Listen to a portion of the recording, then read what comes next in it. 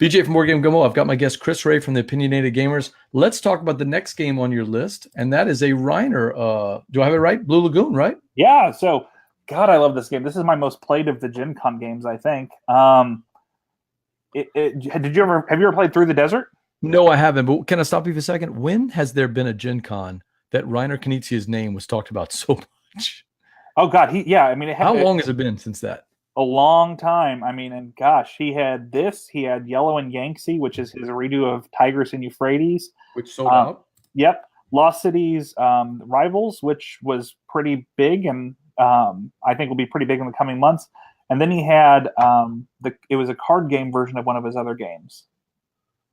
And I think there may have been a fifth game too. But yeah, he had a really good convention, and I think Blue Lagoon of those was probably the best seller. Blue Orange was sort of killing it at the event. They were one of the hot publishers. And this game is Through the Desert, but I think it sacrificed some of the strategy in Through the Desert, but this is Through the Desert more approachable. Brandon Kempf and I have a heated discussion. I think this was last night, actually. Brandon thinks this could be a Kennerspiel nominee. I think this could be a Spiel des Jahres nominee. I think this is pretty easy to learn. I played it with my mom. She picked it up pretty quickly, and she really enjoyed it. I think she won. And so that's sort of my test for the Spiel des Jahres. She's my secret weapon for telling what's going to win. But Blue Lagoon's excellent, and I've just really loved it. It's on your turn. You just simply place a piece. Really simple. And then it's sort of point salad scoring, but you're trying to build these connections between the islands, and it's a little bit like Go, but not as much like Go as Through the Desert was. So take the opposite tack, as you and I we were taught to do many years ago. What's Brandon's point? Why does he think it should be Kennerspiel instead? He thinks it's a little bit too complex. Maybe I've got a blind spot here. I don't see this game as complex at all. And I said, Brandon, on the BGG scale of weight, 1 to 5, what would you give it? And he said a 2. And I said, well, I'd give it a 2 too. And he goes, yeah, but a 2 can't win the Spiel des Jahres. And I said, I think a 2 did win the Spiel des Jahres. Yeah. So, I think you've talked about it. The weight of the games has slowly come down since we had that kind of spike for 2 or 3 years. But I mean, anywhere between a 1.5 and a 2 would probably easily be a nominee, right? Yeah, and I think this is really, the rule book is really well laid out, and it's pretty simple. And on your turn, what you do is pretty simple.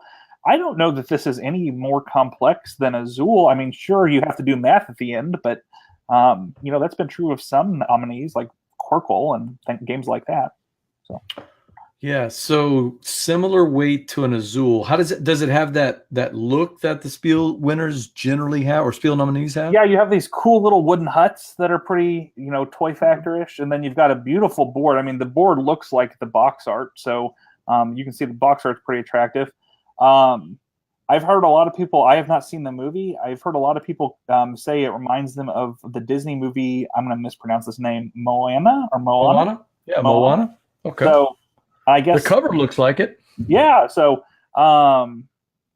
maybe, but it's pretty cool. I mean, it's a very well produced game, so it's got that factor going for it. I think it's we'll see. They could have got the license from Moana and sold 1 billion copies, man. Yeah, no, they should have. So Blue Lagoon, that's one to check out. So that's early talk, you think, of a potential SDJ nomination. Yeah, and we'll see how the jury. I mean, this is just my opinion. I haven't seen any of the jury statements on it. But I've really liked it. Everybody I've played it with seems to have liked it. It can be a little bit mean, but a good Spiel des Jahres winner can be either played friendly or it can be a little bit cutthroat. And this is a little bit like that. So I'd say of Gen Con games, that's the best candidate. No, you're right about that. I mean, Carcassonne, I've had 2 people recently tell me, oh, I'm not really a fan of Carcassonne. It's too friendly of a game. And I'm looking at them going, what game are you playing? Because Carcassonne is like a knife fight in the elevator if you play it with the right people. Brutal. Yeah, stealing castles. I mean, it's the one game on BGA, on Board Game Arena. It's the one game on BGA I've wanted to throw a shoe at my screen because Matthew Ward is just so mean to me in Carcassonne, man. Sometimes I think he does it just on purpose. He's just going to cut me off, And you don't even see it coming sometimes. It's like that. It's like that back attack. So yeah, Carcassonne. The SDJ doesn't seem to mind a game with a little bit of player interaction, especially if it's that kind of behind the scenes take that type thing, Yeah, and that's what makes this game perfect for that. Also, not the Spiel-des-Jahres has changed, and I've talked about that endlessly, and everybody has. Through the Desert, I think, got a Spiel-des-Jahres nomination back in the day, and so will that rule it out? No, because this is, I think, different enough. Okay. But I think that means good things for this, actually.